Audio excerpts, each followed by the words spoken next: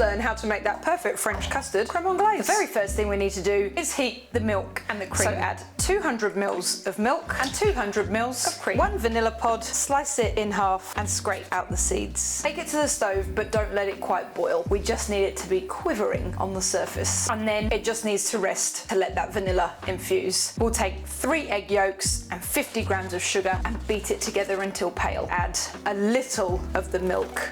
Add it to the egg, and again a little and a little again. We do this slowly so that we don't cook the eggs, because no one likes scrambled custard. And then the last bit, and add your warm egg mixture, and we return it to the stove on a very low heat, and we cook for 5 to maybe 7 minutes until it's thickened and we can see a line, and now we can just pour it on our favourite cake.